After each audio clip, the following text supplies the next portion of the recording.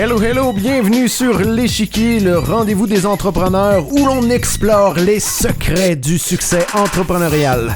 On y parle du mindset et des stratégies qui vont te permettre de faire mentir tous les pronostics et de bâtir une entreprise prospère sur des fondamentaux solides comme du rock. Je te le dis, tu veux surtout pas manquer ça. D'ailleurs, si c'est pas déjà fait, je t'invite à suivre le show et à activer la cloche dès maintenant sur ta plateforme de balado préférée. Je suis David Gaudreau et on commence le show direct là. Oh yeah, bienvenue dans ce nouvel épisode de l'Échiquier. Merci d'être là. Donc, je te rappelle, si c'est pas déjà fait, je t'invite à t'abonner sur le podcast. C'est super important. Et si t'aimes l'épisode, si t'aimes le podcast jusqu'à présent, je t'invite à me faire un thumbs up. Me laisser un review aussi sur ta plateforme de balado préférée comme Spotify, sur Apple Podcast aussi. Me laisser un 5 étoiles. C'est un petit geste qui fait une énorme différence pour aider le podcast à se faire découvrir. Donc voilà, aujourd'hui, on va parler d'un sujet que je trouve personnellement très intéressant. J'espère que tu vas aimer ça aussi. En fait, on va parler de personal branding. On va parler de l'ABC du personal branding et je vais te partager 7 clés pour bâtir et positionner ta marque personnelle. Donc, commençons tranquillement en définissant ce qu'est une marque. OK, pas une marque personnelle, une marque de manière générale. Je ne sais pas si tu connais Marty Neumeyer. Pas sûr que je le prononce comme il faut. Mais Marty, c'est un auteur, une référence de renommée internationale sur le sujet de la marque, du branding, qui est auteur de plusieurs best-sellers, dont de Brand Gap, Zag, puis de Brand Flip. OK, donc c'est vraiment des méga best-sellers que je t'encourage à lire si jamais le sujet t'intéresse. Qui nous dit qu'une marque, c'est quoi? C'est le sentiment qu'on a d'un produit, un service, une organisation. Et j'ajouterais dans le cas du personal branding d'une personne. Donc, c'est pas l'idée que l'organisation se fait d'elle-même ou qu'un individu se fait de lui-même. Non. C'est l'idée que les autres se font de l'organisation, du produit ou de l'individu. Okay? Ce qui veut dire qu'une marque, c'est quoi? C'est une réputation, c'est une perception. Maintenant, c'est quoi une marque personnelle? En fait, c'est une marque, mais applicable à une personne, à un individu. Okay? Donc, c'est la perception que les autres vont se faire de toi. C'est ta réputation. Lorsque tu bâtis ta marque, tu vas prendre des actions concrètes pour aligner cette perception-là avec la personne que tu es réellement ou la personne que tu veux devenir. Ce qui veut dire que les éléments qui vont composer ta marque, c'est des éléments comme tes valeurs, ton expertise, tes compétences, ton histoire, ton parcours, tes succès, mais bien évidemment aussi tes échecs, tes forces et tes faiblesses. Okay? Ta raison d'être, ta vision, tous des éléments qui vont influencer la perception que les autres vont avoir de toi. Ton style, ta personnalité, je l'inclurais aussi dans ça. Pourquoi c'est important de se préoccuper de notre marque personnelle? Parce que c'est pas tout de travailler à gagner en expertise, à développer ses compétences, à devenir une meilleure personne à travers le développement personnel, par exemple. C'est pas tout lorsqu'on est entrepreneur de bâtir des offres d'exception qui vont avoir un impact vraiment transformationnel sur notre clientèle. Si personne ne le sait, tu minimises de beaucoup ta capacité à générer des opportunités. OK? Ce qui veut dire que d'une part, oui, on doit travailler à s'améliorer continuellement. On doit s'assurer que tout ça va se traduire dans une réputation, dans une perception. C'est-à-dire qu'on doit travailler d'une part à bâtir notre notoriété, bâtir notre crédibilité, gagner en visibilité, pour éventuellement se faire connaître, mais aussi travailler à se faire reconnaître. Se faire reconnaître pour notre expertise, pour nos compétences. Vraiment se faire reconnaître comme une référence de notre secteur d'activité. On va se faire reconnaître sur le plan professionnel, bien entendu, mais beaucoup aussi sur le plan personnel. Okay? Parce que les gens connectent avec nous sur une base émotionnelle, c'est-à-dire qu'ils vont se reconnaître en nous, et ça passe beaucoup par tous des éléments qui sont personnels à toi, sur tes valeurs, sur ton style, ta personnalité, etc., etc. C'est la raison pourquoi bâtir sa marque, ça passe nécessairement par bâtir une audience, puis travailler à s'assurer que cette audience-là va avoir la bonne perception par rapport à la personne que l'on est ou qu'on veut devenir. Je dis toujours qu'on veut devenir parce qu'on va le voir un peu plus tard, c'est qu'on ne veut pas nécessairement se positionner par rapport à la personne qu'on est actuellement. Okay? On peut vouloir se positionner pour la personne qu'on veut devenir demain. D'accord? Donc, il y a quelques confusions par rapport à la marque. D'abord, souvent, on va confondre la marque, je dirais, avec une identité visuelle. Okay? Une marque, ce n'est pas une identité visuelle, ce n'est pas un site web, ce n'est pas un logo, ce n'est pas une palette de couleurs. D'accord? Tous ces éléments-là vont contribuer à influencer la perception qu'on va avoir de toi. Donc, ils sont importants, mais une identité visuelle, ce n'est pas une marque. Tout comme un produit, un service, ce n'est pas une marque non plus. Une marque, le branding, ce n'est pas du marketing ou des communications. Le branding, c'est vraiment la perception qu'on va avoir de toi, de ton organisation. Et le marketing, bon, c'est un peu plus que ça, mais le marketing, c'est beaucoup les tactiques, les stratégies qu'on va mettre en place pour influencer la perception. OK? Le branding, la marque, l'image de marque, ce n'est pas non plus ta notoriété. Du moment que c'est une perception, une perception peut prendre forme dans l'esprit d'une seule personne ou dans l'esprit de plusieurs millions de personnes. Donc, le fait que tu sois connu ou non, ça n'a rien à voir avec ce qu'est ta marque. Souvent aussi, on va confondre la marque personnelle avec d'autres types de marques. Donc, par exemple, avec la marque corporative. La marque corporative qui est une marque qui est propre à une organisation. Tout comme d'ailleurs la marque employeur, qui est aussi une marque propre à l'organisation. La différence entre les deux, c'est qu'une va être orientée vers le client, la marque corporative, et l'autre va être orientée vers les salariés. Mais dans les deux cas, c'est la marque de l'organisation. Les valeurs de l'organisation ne vont pas changer d'une marque à l'autre, la marque corporative à la marque employeur. Il ne doit pas avoir une incohérence à ce niveau-là. De la même façon, c'est la même culture d'entreprise d'un côté ou de l'autre. Okay? Donc, les deux doivent vraiment travailler de pair, bien évidemment, parce que c'est la même organisation. Ensuite, il y a la marque produit. Marque produit, c'est une marque, évidemment, qui est rattachée à un produit ou à un service. Okay? À ne pas confondre avec le trademark, la marque de commerce, qui là, ce n'est pas une perception qu'on a sur un produit ou un service, c'est une propriété intellectuelle. Lorsqu'on prend un trademark, une marque de commerce, c'est pour protéger le nom d'un service, le nom d'un produit. Des fois, ça va être le logo qui va être associé, le visuel qui va être associé au produit ou au service, ou même des fois, ça va être un jingle sonore. Tout ça, on peut prendre un trademark, une marque de commerce, pour le protéger. Mais il y a une différence entre la marque produit, qui est vraiment la perception que nos clients ou que notre audience va avoir de nos produits et services, et une marque de commerce qui est une propriété intellectuelle. Donc, prenons un exemple là, pour le mettre en contexte dans le cas d'un solopreneur, voir c'est quoi la différence entre les différentes marques. Si on parle par exemple de Marco Bernard, que tu connais peut-être, qui est le fondateur de l'Académie du podcast.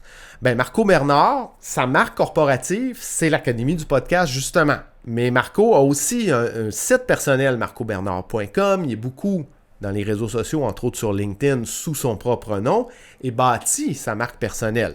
Il fait aussi plusieurs podcasts où ça nous permet de le découvrir en tant que personne, en tant qu'individu. Okay? Donc ça, c'est sa marque personnelle. Maintenant, Marco a aussi plusieurs marques produits. Donc par exemple, il y a son podcast L'Accélérateur, il y en a d'autres. Il y a la formation Podcaster Pro, qui est une autre marque produit. Son club Momentum, Club des élites. Il y a un défi aussi, défi lance ton podcast en 5 jours. Donc, tout ça, c'est des marques produits. Et là, je ne sais pas si Marco a des trademarks pour protéger chacun de ces noms-là, mais c'est fort probable. Okay? Parce qu'il ne veut pas qu'un concurrent puisse lancer un produit qui s'appelle, ou un podcast qui s'appelle l'Accélérateur, ou une formation qui s'appellerait Podcaster Pro. Donc, il veut réserver, avoir un droit de regard sur ces noms-là pour être le seul à pouvoir les utiliser dans son marché. Donc voilà, j'espère que ça va t'aider là, à faire la différence entre les différentes marques. Parce que en me préparant pour le podcast, je te dirais que j'ai écouté des vidéos YouTube, des épisodes de podcast, Et j'ai pu constater qu'il y a énormément de confusion, d'incompréhension. OK, par exemple, sur une émission, je pense que ça s'appelle Charabia, émission entrepreneuriale en France, l'animateur a demandé la question suivante à un expert en personal branding. C'est quoi la différence entre la marque personnelle, le personal branding d'une organisation et d'un individu? Ben, il n'y a pas de personal branding, il n'y a pas de marque personnelle pour une organisation. Une marque personnelle, ça s'applique à un individu. Okay? Donc, ça démontre un peu l'incompréhension. J'ai vu aussi sur d'autres épisodes confondre le trademark avec la marque corporative. C'est pas du tout la même chose. Okay? Donc, c'est super important de faire la différence entre les différents types de marques. Une autre confusion aussi que je vois à l'occasion, c'est un peu l'incompréhension du lien qui existe entre les différents types de marques. Donc, en tant que solopreneur, c'est possible que, un peu comme Marco Bernard, qu'éventuellement, tu en viennes à avoir une marque personnelle, une marque corporative, et peut-être même que tu vas travailler ta marque employeur si tu as un besoin pour attirer les talents dans ton organisation, si tu veux croître puis tu as besoin d'embaucher des employés. Il faut comprendre que ta marque corporative, ta marque employeur, la marque de ton organisation va émerger de ta marque personnelle. C'est ton leadership en tant qu'individu qui va influencer les valeurs de l'organisation, la culture, la raison d'être, la vision de l'organisation. Okay? Donc, toutes ces marques-là doivent nécessairement être alignées. La marque corporative et la marque employeur est indissociable de ta marque personnelle ou de la marque personnelle des dirigeants d'une organisation. C'est vraiment très important de le comprendre. Cette façon-là de faire de la marque, c'est-à-dire de bâtir une marque qui va émerger de l'intérieur, ça s'appelle du branding inside out. Okay? Donc, on part vraiment des valeurs, de la vision, de la raison d'être, des leaders de l'organisation, okay? Pour éventuellement la faire émerger vers l'extérieur. Okay? Ce qui va nous permettre d'attirer une clientèle, le bon fit client, qui justement vont partager ces valeurs-là. C'est à mon sens la meilleure façon de faire du branding. Okay? Mais ce qu'on va voir à l'occasion, c'est des organisations qui vont aligner leur message, qui vont aligner leur brand à ce que le client veut entendre. Mais ça, le problème de ça, c'est que ça crée vraiment un écart entre la réalité à l'intérieur de l'organisation et la perception que le client de l'organisation. Ce qui fait que lorsque le client commence à travailler avec l'organisation, bien souvent ça va créer une déception, une frustration, une insatisfaction du client parce qu'il va avoir vraiment un écart entre l'expérience client et la perception qu'il avait avant de faire affaire avec l'organisation. Okay? Donc, lorsqu'on fait du branding, c'est super important de commencer à la base des valeurs réelles, de tes valeurs réelles en tant qu'individu, en tant que leader, la culture que tu veux mettre en place et faire rayonner ça vers l'extérieur, vers tes clients et même si on parle de marque employeur, vers des futurs employés ou des talents que tu vas attirer dans l'entreprise. OK? Maintenant, si la marque est une perception, bien entendu, on peut influencer cette perception-là. Et c'est ce qui m'amène à te parler des 7 clés pour bâtir et positionner ta marque personnelle.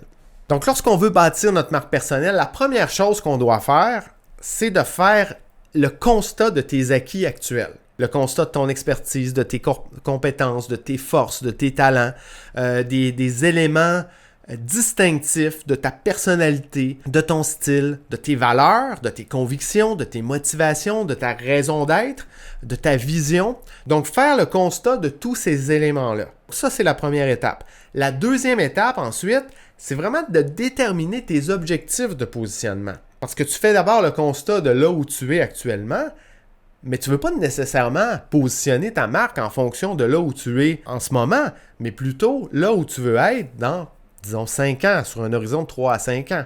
Je te donne l'exemple. Si tu veux devenir un coach d'affaires, ben, il faut que tu commences aujourd'hui à te positionner en fonction de ça. Tu dois identifier tes objectifs de positionnement, donc la destination là où tu veux aller, pour finalement, dans une troisième étape, déterminer le plan d'action qui va te permettre de t'y rendre. OK? Donc, dans ce plan d'action-là, bien évidemment, tu vas devoir acquérir des compétences, acquérir de l'expérience. Ça peut passer à travers du développement personnel, développer ton leadership, des fois développer ton mindset, le bon mindset qui va te permettre de progresser vers l'atteinte de tes objectifs. OK? C'est vraiment très important de commencer à mettre en place les actions qui vont te permettre d'aller là où tu veux aller. Ça peut passer par des mandats pro bono, par exemple, si tu veux acquérir de l'expérience. Donc, tu peux avoir des clients, servir des clients gratuitement au début, ce qui va te permettre d'aller chercher des preuves de crédibilité. Tu vas pouvoir avoir des études de cas, démontrer des résultats, aller chercher des témoignages, des reviews. Tu peux mettre en place un Google My Business, par exemple. Donc, tout ça va te permettre de progresser vers l'atteinte de tes objectifs. OK? Donc, en 1, faire le constat de nos acquis. En 2, on détermine là où on veut se rendre. On détermine nos objectifs de positionnement. Puis en 3, on met un plan d'action. Puis on commence à le mettre en place pour continuellement progresser vers l'atteinte de ces objectifs-là. Ensuite, en 4, on va définir notre identité visuelle. Une empreinte visuelle qui va être distinctive, qui va être reconnaissable. Okay? De telle façon que lorsque tu vas commencer à communiquer, par exemple dans les réseaux sociaux, il va y avoir vraiment une cohérence visuelle entre chacun de tes contenus. Donc, une cohérence visuelle, un visuel qui va être facilement reconnaissable. Okay? Donc, on va voir tes contenus, on va savoir au fil du temps que, OK, ça, c'est le contenu de Mathieu ou de Chantal, peu importe. OK, en 5e étape, ensuite, on va définir ton message. Un message qu'on veut clair, qu'on veut simple, qu'on veut précis, qui va nous servir à communiquer, entre autres, ta vision, ta raison d'être, tes valeurs, mais aussi ta proposition de valeur différenciée. Une proposition de valeur, là, évidemment, ça s'applique aux entrepreneurs, mais ça s'applique aussi aux salariés. Hein, c'est important de le mentionner. Comme salarié, ton client ou la personne que tu sers, ton client idéal, c'est un employeur. Donc, c'est quoi ta proposition de valeur face à cet employeur-là? OK? Donc, voilà. Ça, c'était la 5e étape. En 6e étape, on va là définir une stratégie média. Une stratégie média qui va servir à te faire connaître, mais aussi à te faire reconnaître. Donc, c'est ici qu'on va commencer à influencer les perceptions. Okay? Qu'on va commencer à bâtir ta réputation. Donc, je pourrais faire un prochain épisode là, sur le sujet vraiment de la stratégie média, mais très rapidement, ça inclut bien évidemment d'identifier ta cible, de choisir des plateformes médias, là où tu vas commencer à publier. Par exemple, LinkedIn en est une excellente pour des entrepreneurs. Puis ensuite, ça va consister à définir ta ligne éditoriale puis ta stratégie de contenu. Finalement, la 7e étape, ça va être de mettre en place ta stratégie. Okay? Donc, l'étape 6, on va la définir, puis ensuite, on va commencer à la mettre en application. Super important, on doit le faire avec rigueur, avec discipline. Okay? Puis on doit persévérer dans le temps. Parce que les résultats d'une stratégie de positionnement, c'est des résultats qu'on va obtenir sur la durée. Okay? Ici, on bénéficie vraiment de l'effet cumulé. Donc, on en fait un tout petit peu par jour, puis au fil du temps, ça donne de grands résultats. Et en bonus, je dirais aussi que c'est important de faire un retour régulier, un retour sur nos objectifs aussi qui peuvent évoluer dans le temps et sur nos stratégies, nos tactiques qu'on met en place. Voir qu'est-ce qui fonctionne moins, puis s'ajuster. Okay? C'est super important lorsqu'on veut avoir du succès avec une stratégie média de continuellement évaluer nos résultats et s'ajuster en conséquence. OK? Donc voilà, ça complète pour les 7, avec un bonus, on pourrait même dire 8, étapes clés pour bâtir ta marque personnelle. OK? Si tu veux y avoir accès, tu peux te rendre au davidgaudreau.com/EP12. Comme dans épisode 12, davidgaudreau.com/EP12, tu vas pouvoir te procurer là un plan d'action qui va inclure les différentes étapes que j'ai présentées aujourd'hui. Donc voilà, ça complète pour cet épisode. J'espère que tu as apprécié. Donc si jamais tu as besoin d'être accompagné pour mettre en place les différentes étapes de ta marque personnelle, j'offre mes accompagnements comme coach d'affaires à ce niveau-là. Ça fait partie de mon expertise. Donc, tu peux me contacter soit sur LinkedIn, sur Instagram ou sur YouTube. Ça va me faire plaisir d'en discuter avec toi. Aussi, si tu as aimé l'épisode, je te le rappelle, abonne-toi au podcast ou à la chaîne YouTube. Donc, le podcast L'Échiquier ou sur ma chaîne YouTube David Gaudreau où je publie les épisodes. Je t'encourage aussi à me laisser un thumbs up sur YouTube ou un 5 étoiles, un review sur ta plateforme de balado préférée. Donc, sur ça, je te dis à tout de suite dans le prochain épisode. Ciao! Je suis David Gaudreau et je te remercie très sincèrement d'avoir choisi d'écouter le show aujourd'hui. Pour me partager tes commentaires sur le show, simplement pour continuer la conversation, tu peux le faire en te connectant avec moi sur LinkedIn. Aussi, on le sait, LinkedIn, c'est vraiment un incontournable pour tout entrepreneur. Alors, si tu veux obtenir mes ressources gratuites pour te lancer sur la plateforme et y bâtir ton audience, rends-toi au davidgaudreau.com/ressources avec un S. Enfin, si c'est toujours pas fait, oublie pas de t'abonner. Sur ce, je te laisse aller prendre de la hauteur. Ciao!